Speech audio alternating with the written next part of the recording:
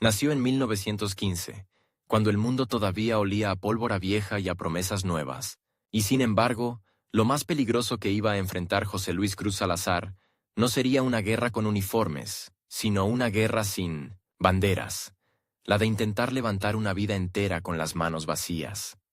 Mientras el reloj, invisible, ya empezaba a contarle los años en contra, porque hay una clase de destino que no te mata de golpe, te aprieta despacio, y a José Luis lo apretó desde el primer día. En su casa no había épica, había necesidad, el tipo de necesidad que se escucha por la noche. El crujido de una cama compartida, el susurro de una madre calculando cómo estirar, la comida, el silencio de un padre que vuelve tarde y no quiere que nadie note el cansancio. José Luis creció aprendiendo dos cosas antes que cualquier otra: que el hambre no espera y que la vergüenza es un lujo. En 1915, nacer era un hecho, sobrevivir, una tarea. De niño, su mundo era pequeño y enorme a la vez. Pequeño por las paredes, enorme por lo que faltaba. Había días en que el sol parecía una moneda demasiado alta, colgada en el cielo, y él miraba a los adultos como si fueran gigantes que sabían secretos. Pero los secretos eran simples: conseguir trabajo, evitar deudas, no enfermarse. La enfermedad era una sentencia sin juez. Y en esa época, la pobreza no era una etapa, era un sistema. José Luis fue un niño observador, no el que grita primero, sino el que escucha. Aprendió a leer los gestos.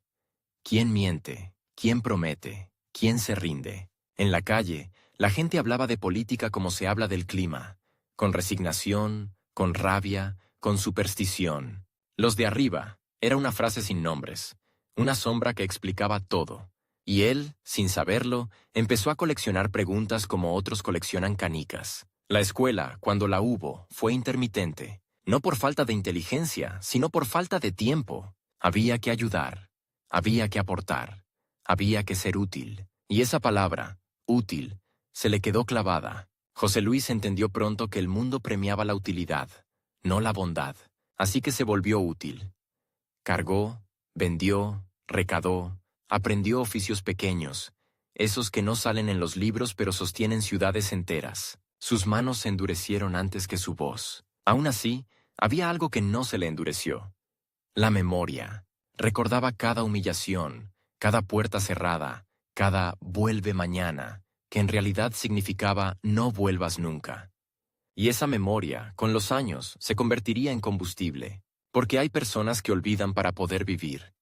José Luis, en cambio, vivía para no olvidar. En la adolescencia, el mundo se le abrió como una herida. Empezó a moverse más, a ver más, a escuchar conversaciones que antes le estaban prohibidas. En los mercados, en los talleres, en las esquinas donde se juntaban los hombres a discutir, oyó por primera vez palabras que sonaban peligrosas: derechos, sindicato, reforma, justicia. Palabras que, dichas en voz alta, podían costarte el trabajo, o algo peor. Y ahí apareció el primer gran conflicto real de su vida. No era un enemigo con rostro, era una estructura. La desigualdad no se presentaba como villano, se presentaba como normalidad. Y luchar contra la normalidad es lo más difícil, porque la normalidad tiene aliados en todas partes. En el miedo, en la costumbre, en la necesidad de callar para comer. José Luis empezó a trabajar de manera más estable siendo muy joven. No era raro, lo raro era tener elección. En ese ambiente, la lealtad se compraba con un salario mínimo y se mantenía con amenazas sutiles. Si protestabas, había 10 esperando tu puesto. Si te enfermabas, eras un problema. Si pedías más, eras conflictivo. Y él, que había aprendido a ser útil, se encontró con una pregunta que lo perseguiría. ¿De qué sirve ser útil en un sistema que te usa y te desecha? No se volvió rebelde de golpe, se volvió rebelde por acumulación, por pequeñas injusticias diarias, por ver a compañeros despedidos sin explicación, por escuchar a madres llorar porque el dinero no alcanzaba, por sentir que la vida era una escalera con peldaños rotos y que los de arriba no solo no arreglaban nada, se beneficiaban del daño. En algún momento de esos años, José Luis descubrió algo que lo cambió: la palabra escrita como arma. Un panfleto, un periódico, una hoja doblada que pasaba de mano en mano. No era literatura, era urgencia. Leyó y sintió que alguien, en algún lugar, estaba nombrando lo que él había vivido sin saber cómo decirlo. Y cuando uno aprende a nombrar su dolor, deja de ser solo dolor. Se vuelve argumento. Empezó a asistir a reuniones, al principio, como quien entra a una habitación ajena, con cautela, con respeto, midiendo el aire. Allí no había héroes, había gente cansada, gente que trabajaba demasiado y cobraba poco, gente que sabía que el miedo era real, pero también sabía que el silencio era una condena lenta. José Luis escuchaba más de lo que hablaba, y cuando hablaba, lo hacía con frases cortas, directas, como quien no puede permitirse adornos, pero el sistema no tarda en notar a los que escuchan demasiado. En esos años, bastaba con que tu nombre circulara en el lugar equivocado para que te cerraran puertas, y a José Luis empezaron a cerrársele, no de manera espectacular, sino con esa crueldad burocrática que parece casual. Ya no hay vacantes, no cumples el perfil, mejor no te metas en problemas. El mensaje era claro, vuelve a tu sitio. Y ahí llegó el primer giro inesperado. En vez de retroceder, José Luis se volvió más visible, no porque buscara fama, sino porque entendió una verdad incómoda.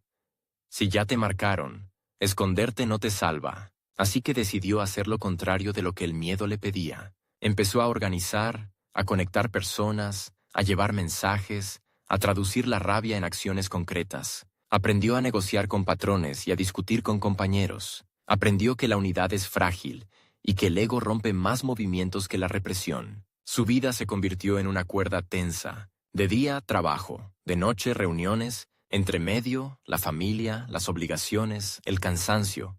Y siempre, como un zumbido, la amenaza de perderlo todo. Porque en ese mundo, la política no era un debate elegante.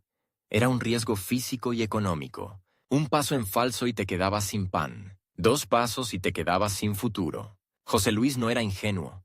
Sabía que la gente se cansa. Sabía que muchos preferían aguantar antes que pelear. Y no los juzgaba. Él mismo había aguantado años, pero también sabía que la paciencia tiene un límite, y que cuando se rompe, lo hace con violencia. Su objetivo, entonces, era otro. Evitar que la desesperación se convirtiera en caos, convertirla en organización. En ese proceso, empezó a llamar la atención de figuras locales, de dirigentes que buscaban a alguien con credibilidad real, alguien que no hablara desde un escritorio. José Luis tenía algo que no se compra: la experiencia de haber estado abajo, y eso, en política, puede ser un pasaporte o una condena, porque los de arriba toleran al pobre mientras sea agradecido. Al pobre que piensa, lo temen. El segundo giro llegó cuando le ofrecieron participar en espacios más formales. Comités, asociaciones, estructuras donde la palabra representación empezaba a sonar. Para muchos era una oportunidad, para él era una trampa potencial. Sabía que el sistema también absorbe a sus críticos, los convierte en piezas decorativas. Aceptar significaba entrar en un terreno donde las reglas no las ponía él. Rechazar significaba quedarse fuera, gritando desde la calle, sin poder cambiar nada. Eligió entrar. Pero entró con una condición íntima: no olvidar de dónde venía. Esa promesa, hecha en silencio, fue su brújula, y también su carga. Porque cuanto más subes, más te piden que te adaptes, que suavices, que sonrías, que no incomodes. Y José Luis, que había aprendido a leer gestos, empezó a notar algo inquietante. Algunos de los que hablaban de justicia lo hacían como quien recita un guión, y otros, los más peligrosos, sonreían mientras te vendían. Aún así, avanzó. No por ambición vacía, sino por una urgencia que lo perseguía. El tiempo, en su entorno, la vida se acortaba por accidentes, por enfermedades, por trabajos duros. La gente no llegaba a vieja con tranquilidad. Llegaba, sí llegaba, con el cuerpo roto. José Luis sentía que no podía esperar décadas para ver cambios. No tenía ese lujo. Su reloj no era el de los discursos, era el de la supervivencia. Y entonces, casi sin darse cuenta, su nombre empezó a circular de otra manera. Ya no solo como trabajador confiable o organizador persistente, sino como alguien capaz de hablar por otros sin traicionarlos. Esa es una línea finísima. Muchos la cruzan, él intentaba caminarla como quien camina sobre vidrio. La tensión crecía. Cada paso hacia lo público lo alejaba de la seguridad mínima. Cada reunión importante aumentaba el riesgo de represalias. Cada palabra dicha en el lugar correcto podía abrir una puerta. Dicha en el lugar equivocado, podía cerrarle la vida. Y en medio de esa cuerda floja, José Luis Cruz Salazar empezó a entender que su verdadero enemigo no era una persona concreta, sino una maquinaria, la que convierte la pobreza en destino y el silencio en norma. Cuando finalmente aceptó dar el salto hacia una participación política más clara, no como espectador, sino como actor, no lo hizo con un discurso grandilocuente. Lo hizo con la misma lógica con la que había sobrevivido de niño. Si no te mueves, te hundes. Y mientras otros soñaban con carreras largas, él sentía que estaba corriendo contra algo más feroz que cualquier rival. La posibilidad de que el mundo siguiera igual cuando ya no quedara tiempo para cambiarlo. La primera vez que José Luis Cruz Salazar entendió lo que significaba poder, no lo vio en un palacio ni en un uniforme, lo vio en una mesa. Una mesa larga, pulida, con vasos de agua intactos y ceniceros limpios. Al otro lado, hombres que hablaban despacio, como si el tiempo les perteneciera, y él, con las manos marcadas por el trabajo, descubrió el contraste más cruel. Los que deciden casi nunca sudan, y los que sudan casi nunca deciden. Entrar en la política formal no fue un ascenso, fue una infiltración.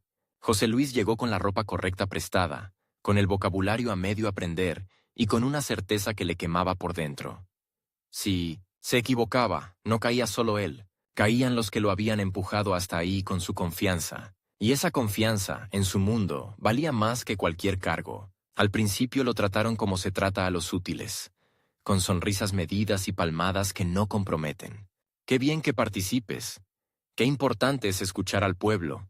Pero cuando José Luis empezó a hablar de cosas concretas, salarios, despidos, abusos, hambre, el aire cambió. Las miradas se volvieron más frías, porque una cosa es invitar a alguien de abajo para la foto, y otra es dejarlo hablar sin guión. Su conflicto real se hizo nítido.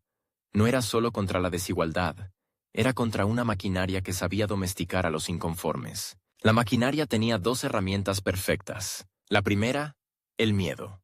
La segunda, la tentación. Te asustan para que calles. Si no callas, te ofrecen un lugarcito para que te calmes. Y José Luis, que había aprendido a leer gestos desde niño, empezó a notar cuándo una invitación era una trampa. En esos años, su nombre empezó a circular en dos direcciones opuestas. Para muchos trabajadores y vecinos, era uno de los nuestros, que por fin estaba entrando donde antes solo entraban los de siempre.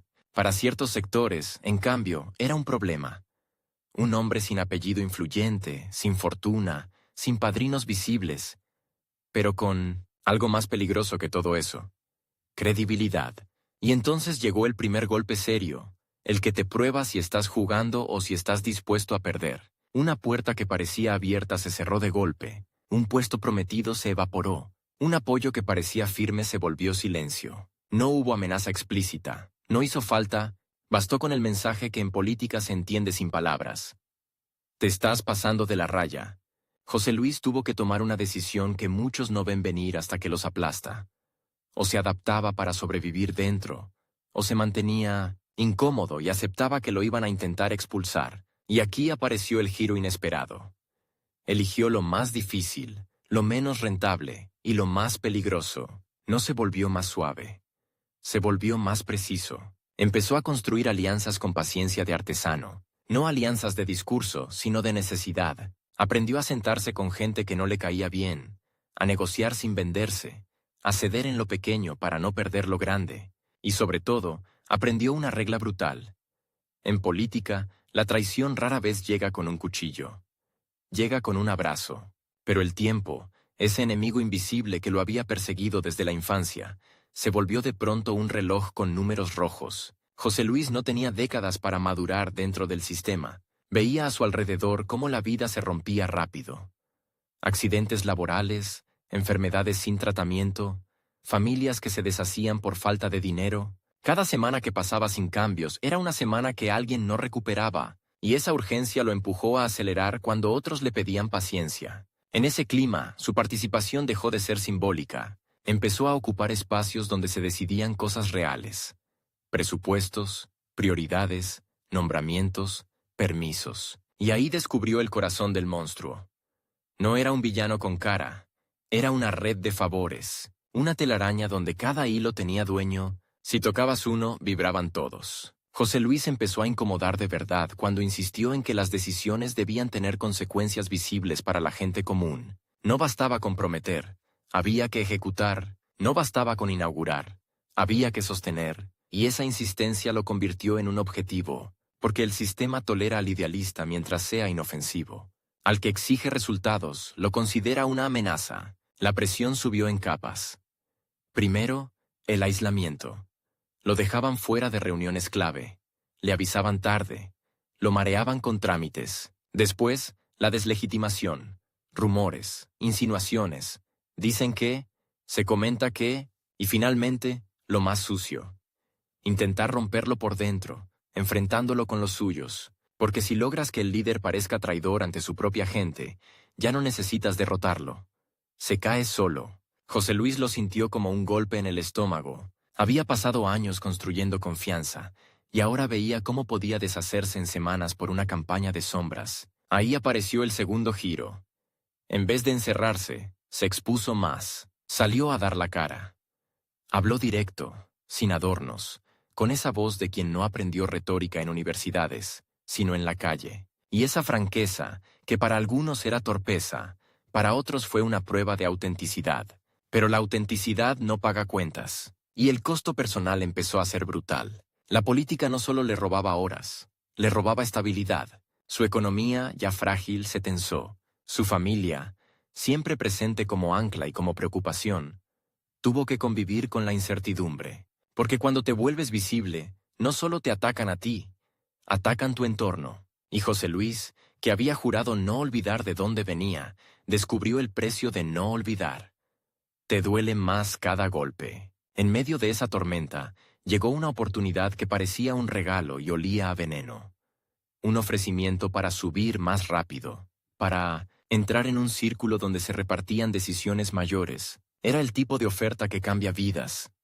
Si aceptas las condiciones no escritas, condiciones como callar ciertos temas, no tocar ciertos intereses, no preguntar demasiado. La tentación era real. Con ese salto podría hacer más. O al menos eso le vendían. José Luis pidió tiempo. Y ese detalle, pedir tiempo, fue casi un acto de rebeldía. Porque en política, cuando te ofrecen algo, esperan que digas sí antes de pensar. Él pensó. Pensó en los suyos. Pensó en los que lo miraban como una esperanza. Pensó en el hambre de su infancia, en las puertas cerradas, en los compañeros despedidos, y pensó en algo más. Si aceptaba y se domesticaba, tal vez viviría más tranquilo. ¿Pero para qué? Rechazó el atajo. Y con ese rechazo, se ganó un enemigo silencioso. El resentimiento de quienes esperaban comprarlo. No hubo escándalo público, solo empezó una guerra de desgaste, una guerra de papeles, de retrasos, de obstáculos, de no se puede, no corresponde, falta un sello, la burocracia como arma. La misma que aplasta a los pobres todos los días, ahora apuntándole a él. Y entonces, cuando parecía que lo iban a ahogar en trámites y cansancio, ocurrió el tercer giro. La gente empezó a moverse, no por magia, sino por hartazgo. Las conversaciones que antes eran susurros se volvieron reclamos. Las reuniones crecieron. Las miradas dejaron de pedir permiso. José Luis no era el único. Era el punto de encuentro de una presión acumulada. Ese crecimiento lo empujó, casi sin alternativa, hacia una candidatura más clara, hacia un rol de mayor exposición. Ya no era solo participar, era disputar. Y disputar significaba entrar en el terreno donde el sistema se defiende con todo. Ahí el conflicto se volvió frontal. José Luis contra una estructura que no quería perder control, contra intereses que no se anunciaban, en carteles, contra la costumbre de que el poder se hereda entre los mismos. La campaña, o el proceso que lo llevó a ese salto, no fue una fiesta, fue una carrera con piedras. Cada día aparecía un obstáculo nuevo, permisos negados, espacios cerrados, apoyos que se retiraban a último minuto, y sin embargo, lo más duro no venía de afuera, venía de adentro. El miedo de los suyos a que todo terminara peor. Porque cuando has vivido con poco, arriesgar lo poco da terror. José Luis tuvo que hacer algo que no se enseña. Convencer a la gente de que el miedo no es una brújula, que el miedo es real, sí, pero no puede decidir por ti. Y lo hizo con imágenes simples, casi brutales. Si seguimos igual, nos van a seguir apretando igual. Y el que nace apretado, muere apretado. No era poesía, era diagnóstico. A medida que avanzaba, el reloj se volvió más cruel. No era solo el tiempo histórico. Era su propio cuerpo, su propia energía, las noches sin dormir, las discusiones interminables, el estrés que se te mete en la sangre. José Luis empezó a sentir que estaba pagando con años de vida cada paso, y ahí apareció la limitación más dramática. No podía permitirse enfermar, no podía permitirse caer, porque si caía, el sistema no solo ganaba una batalla, ganaba el relato de que los de abajo no están hechos para esto. Y aún así, siguió, el día en que finalmente se vio cerca del poder real, no del simbólico, no sintió euforia, sintió vértigo. Porque entendió algo que pocos dicen en voz alta. Llegar es apenas el comienzo. Lo verdaderamente peligroso es lo que pasa después, cuando te sientas en la silla y descubres que la silla tiene dueños invisibles. Y justo cuando muchos habrían celebrado, José Luis hizo lo contrario. Se preparó para la guerra más difícil, la guerra de gobernar sin convertirse en lo que siempre odió, la guerra de tomar decisiones con enemigos esperando tu primer error, la guerra de demostrar, con hechos y no con discursos, que un hombre salido de la necesidad podía tocar el poder, sin que el poder lo devorara. La primera mañana en que José Luis Cruz Salazar empezó a mandar de verdad, no hubo banda, ni aplausos, ni esa foto perfecta que luego cuelgan en oficinas. Hubo un sonido seco, el golpe de un sello sobre un papel, un aprobado, que, en manos equivocadas, era una condena o un premio, y ahí apareció el contraste que nadie te cuenta. El poder no siempre grita. A veces susurra en formularios. Esa misma mañana, antes de que el edificio terminara de llenarse, ya lo estaban midiendo. No con preguntas, sino con silencios. ¿A quién llama primero? ¿A quién recibe sin cita? ¿Qué firma sin leer? Porque el sistema, esa red de favores que él había olido desde lejos, no se defiende con discursos. Se defiende con hábitos. Te empuja a repetir lo de siempre hasta que lo de siempre te parezca normal. José Luis llegó con una idea peligrosa. Que gobernar era hacer que las cosas pasaran. No gestionar, no acompañar, no coordinar, pasaran. Y eso, en un entorno acostumbrado a prometer y postergar, era como encender una cerilla en una habitación llena de gasolina. El primer choque fue inmediato y brutal. El presupuesto, no el número final, sino el camino del dinero. Descubrió que había partidas que parecían intocables, como si fueran leyes naturales. Descubrió que ciertos contratos se renovaban con la misma facilidad con la que otros se negaban. Descubrió que la pobreza no era solo falta de recursos. Era también una forma de administración, mantener a la gente al borde para que siempre pida, nunca exija. Y entonces hizo algo que, para muchos, fue una imprudencia. Pidió ver todo. Listas, facturas, adjudicaciones, plazos. No como un gesto simbólico, sino como una rutina. Quería saber quién cobraba, por qué, y a cambio de qué. En la mesa, algunos sonrieron con esa sonrisa que no llega a los ojos. Claro, José Luis, transparencia total. Pero en los pasillos empezó a correr otra frase, más real. Este hombre va a romper el equilibrio. El equilibrio. Esa palabra que suena a paz, pero que a veces significa pacto. Pacto para que nadie pregunte demasiado. Pacto para que los de arriba sigan arriba. Pacto para que los de abajo sigan esperando. José Luis no tenía el lujo de esperar. Había una cuenta regresiva que no estaba en ningún calendario oficial. Su cuerpo, años de trabajo duro, noches sin dormir, tensión acumulada. Los médicos, cuando por fin se dejó ver, le hablaron de presión, de agotamiento, de señales que no convenía ignorar, y él lo entendió como una amenaza personal y política. Si se caía, no solo perdía él. El sistema iba a decir, ¿ven? No aguantan. Así que se impuso una regla casi inhumana. Avanzar antes de que el cuerpo le cobrara la factura. El segundo choque fue con la burocracia, esa bestia que no muerde de frente, sino por desgaste. Cada trámite tenía una excusa, cada obra, falta un documento, cada compra, no corresponde, y José Luis empezó a ver el patrón. Cuando el proyecto beneficiaba a la gente común, aparecían 10 obstáculos. Cuando beneficiaba a los de siempre, Todo fluía como agua. Ahí tomó una decisión que cambió el ritmo de su gestión. Simplificar procesos y exponerlos. Hacer que los pasos fueran públicos, que los plazos fueran visibles, que los responsables tuvieran nombre. No era una revolución romántica. Era una estrategia de supervivencia. Si la oscuridad protegía a los que manipulaban, la luz podía obligarlos a cuidarse. Pero la luz también atrae insectos. Y enemigos. El primer ataque serio no fue un escándalo, fue un rumor diseñado para ser imposible de desmentir del todo. Dicen que está favoreciendo a los suyos. Dicen que se está quedando con algo. Dicen que se cree santo. La campaña no buscaba probar nada. Buscaba ensuciar lo suficiente para que la duda hiciera el trabajo. José Luis lo sintió como una mano fría en la nuca. El sistema no iba a discutir sus decisiones. Iba a destruir su credibilidad. Porque sin credibilidad, un líder popular se queda solo. Y entonces llegó el giro que nadie esperaba de él. En lugar de encerrarse en el despacho, salió a reuniones abiertas, a asambleas, a espacios donde la gente podía mirarlo a los ojos. Llevó papeles, llevó números, llevó explicaciones. No como un tecnócrata, sino como alguien que sabe que la confianza se construye con presencia. Aquí está lo que entra. Aquí está lo que sale. Aquí está lo que falta. Y aquí está quien lo firmó. En un mundo de frases bonitas, él empezó a hablar con pruebas. Eso le ganó apoyo. Y le ganó más guerra. Porque cuando un político se vuelve predecible, el sistema lo maneja. Pero cuando se vuelve transparente, el sistema se asusta. Y el miedo, en los poderosos, se convierte en castigo. Le bloquearon iniciativas con tecnicismos. Le frenaron permisos.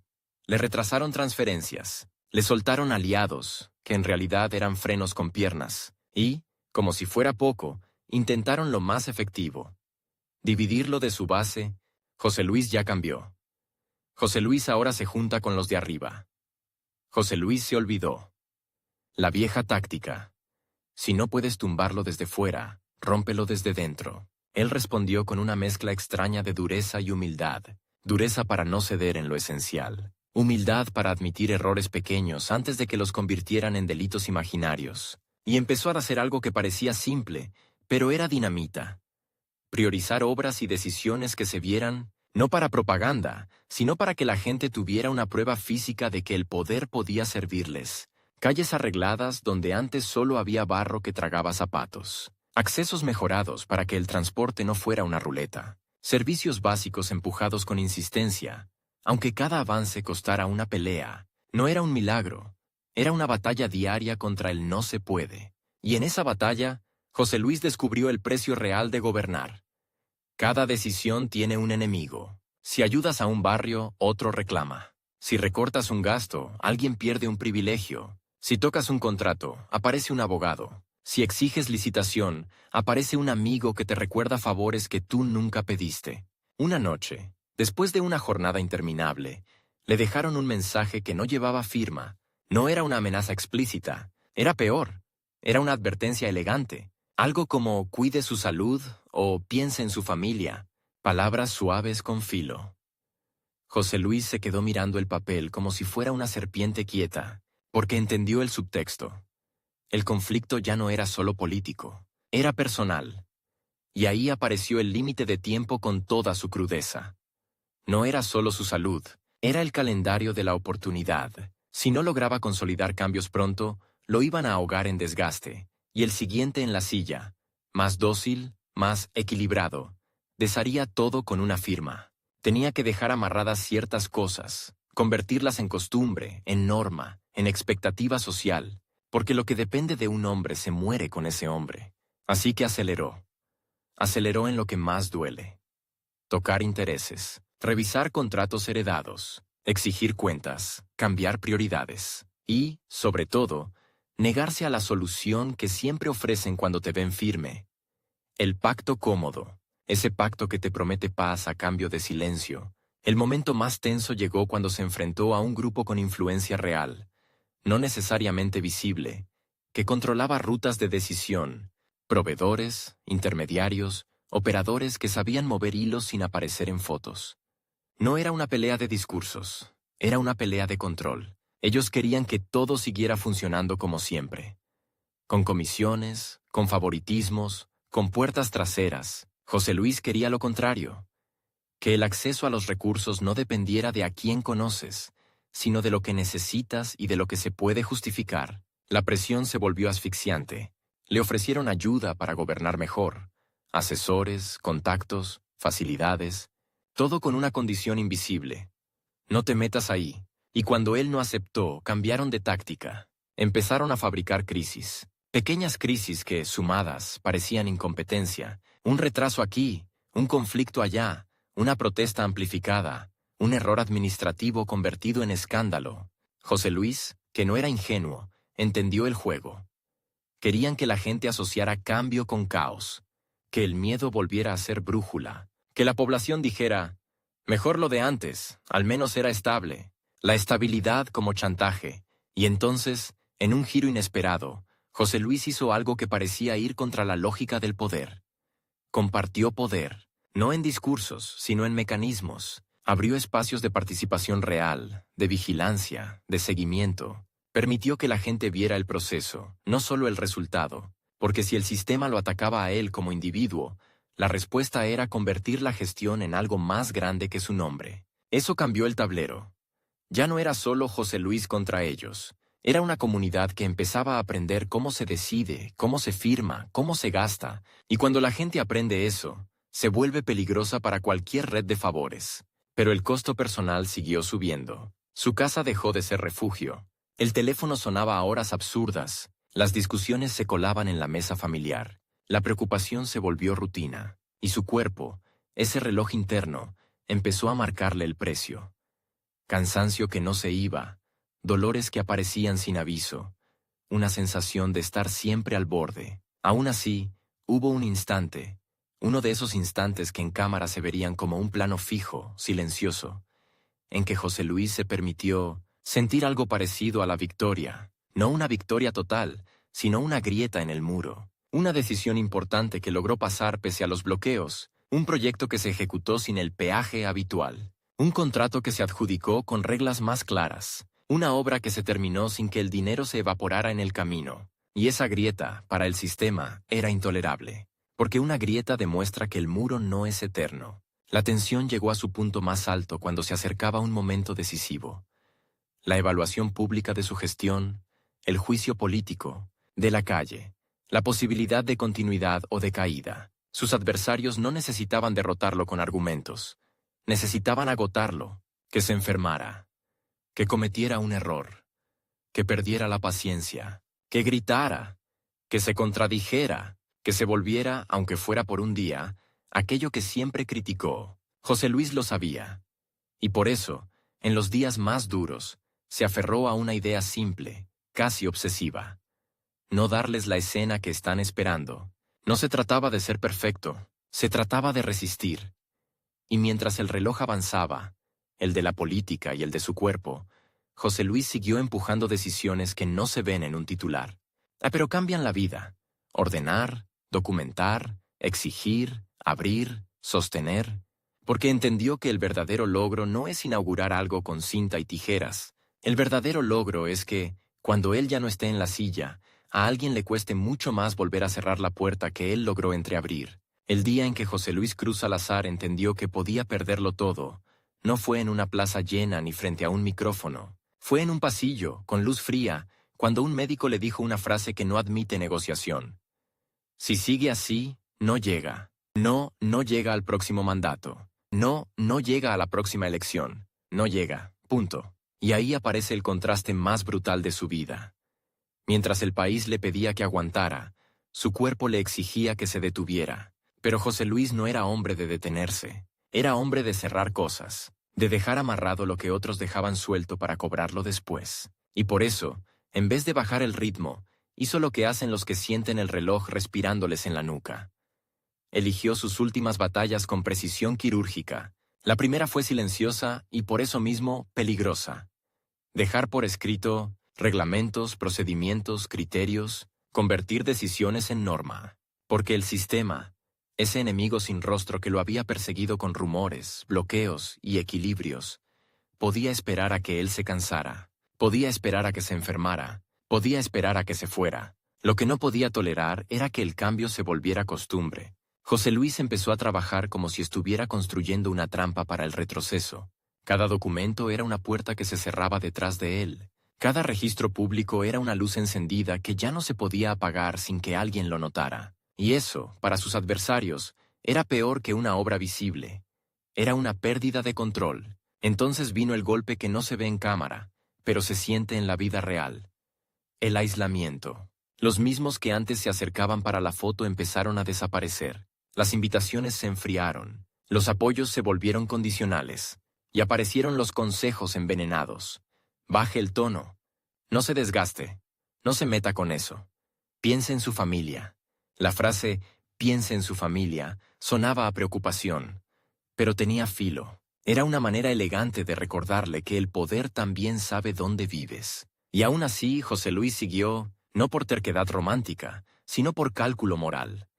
Si cedía al final, todo lo anterior se convertía en un prólogo inútil. Había pasado demasiado para terminar firmando la paz falsa que le ofrecían. En ese tramo final, su vida se volvió una sucesión de escenas cortas, tensas, casi cinematográficas, reuniones donde el aire parecía más pesado, miradas que duraban un segundo de más, papeles que llegaban tarde por error, informes incompletos por descuido, pequeñas piedras en el zapato, una tras otra, hasta que caminar se volvía un acto de voluntad. Y entonces, el giro inesperado. El enemigo no intentó solo tumbarlo a él, intentó reescribirlo. Empezaron a circular versiones de su historia como si fueran biografías anticipadas. Que había sido uno más, que al final se acomodó, que no cambió nada, que todo fue teatro. Es una táctica vieja y efectiva. Si no puedes borrar los hechos, ensucia el recuerdo, porque el recuerdo es lo que inspira a otros. José Luis lo entendió tarde, pero lo entendió, y por eso, en lugar de responder con discursos, respondió con algo más difícil. Con archivos, con actas, con números, con trazabilidad, con esa evidencia aburrida que no emociona. Hasta que alguien intenta mentir, dejó un rastro. Un rastro que, años después, sería lo único capaz de defenderlo cuando él ya no pudiera hablar. El final de su etapa de poder no llegó como una explosión. Llegó como llegan muchas cosas importantes. Con cansancio, con la sensación de haber corrido una carrera en barro, con la certeza de que, aunque ganes una batalla, el sistema siempre guarda munición para la siguiente. Cuando dejó el cargo, no hubo un «y vivieron felices». Hubo un vacío raro. Porque el poder, incluso cuando te lastima, te da una estructura. Horarios, urgencias, llamadas, decisiones. De pronto, el teléfono suena menos. La gente te busca menos. Y el silencio, que antes era un lujo, se vuelve un espejo. José Luis volvió a una vida más discreta, pero no más fácil. Su salud, esa cuenta pendiente, empezó a cobrar con intereses. El cuerpo que había aguantado por orgullo y por deber, empezó a pasar factura con una frialdad matemática. Y ahí aparece otra imagen fuerte. Un hombre que había peleado contra redes enteras, ahora peleaba contra su propia respiración, contra el cansancio que no se negocia, contra la fragilidad que no se convence con voluntad. Sin embargo, incluso fuera del cargo, el conflicto no terminó, porque el sistema no solo castiga mientras mandas, también castiga después, cuando ya no tienes el escudo institucional, y José Luis lo sintió en lo más humano, en la forma en que algunos lo evitaban, en cómo ciertos espacios se cerraban, en cómo su nombre era pronunciado con cuidado, como si fuera un tema incómodo. Pero también ocurrió lo contrario, y ese fue el segundo giro. Empezó a aparecer gente que antes no se atrevía, personas que se acercaban sin cámaras, sin interés, solo para decirle algo simple. Gracias, no por una promesa, sino por una calle que dejó de ser barro, por un trámite que dejó de ser humillación, por una puerta que, por primera vez, se abrió sin pedir contraseña social. José Luis, que había vivido rodeado de tensión, descubrió que el verdadero legado no siempre se ve en monumentos. A veces se ve en hábitos, en la gente que aprende a pedir cuentas, en el funcionario que, por miedo a quedar expuesto, piensa 2 veces antes de torcer un proceso, en el vecino que ya no acepta el «así se ha hecho siempre» como respuesta. Y aún así, la batalla por su memoria siguió, porque cuando un hombre deja huella, también deja enemigos. Hubo intentos de minimizarlo, de reducirlo a una anécdota, de convertirlo en una figura gris, y eso, para alguien como José Luis, era casi una segunda muerte. No la del cuerpo, sino la del sentido. En sus últimos años, su vida se volvió más pequeña en apariencia, pero más intensa por dentro. Menos actos públicos, más conversaciones privadas, menos titulares, más reflexión. Y en ese espacio íntimo, el tiempo se volvió el verdadero antagonista. No el rival político, no la burocracia, no los operadores. El tiempo. Ese enemigo que no se compra, no se amenaza, no se convence. Hay una imagen que lo resume todo. Un hombre mayor, con el cuerpo cansado, revisando papeles como si todavía estuviera en el despacho. Y no por nostalgia, sino por necesidad de orden, como si el orden fuera su manera de resistir al caos, incluso cuando ya no tenía poder para imponerlo. Como si, al poner cada cosa en su lugar, pudiera decirle al mundo, no me doblaron del todo. En 1999, cuando murió, el país no se detuvo, nunca se detiene.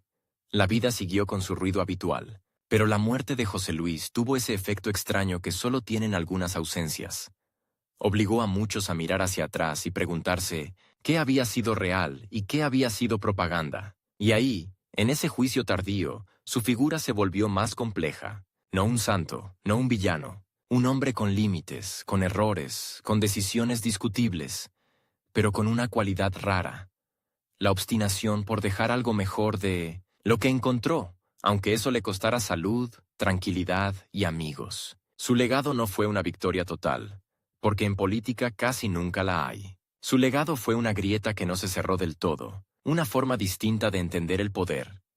No como un botín, sino como una responsabilidad que se documenta, se explica y se expone. Y quizá lo más inquietante de su historia es esto: el sistema contra el que peleó sigue existiendo, con otros nombres, con otras caras, con nuevas técnicas, pero también sigue existiendo la otra cosa que él ayudó a despertar: la sospecha saludable de la gente, la idea de que se puede preguntar, de que se puede exigir, de que se puede mirar el papel y decir, muéstreme quién firmó.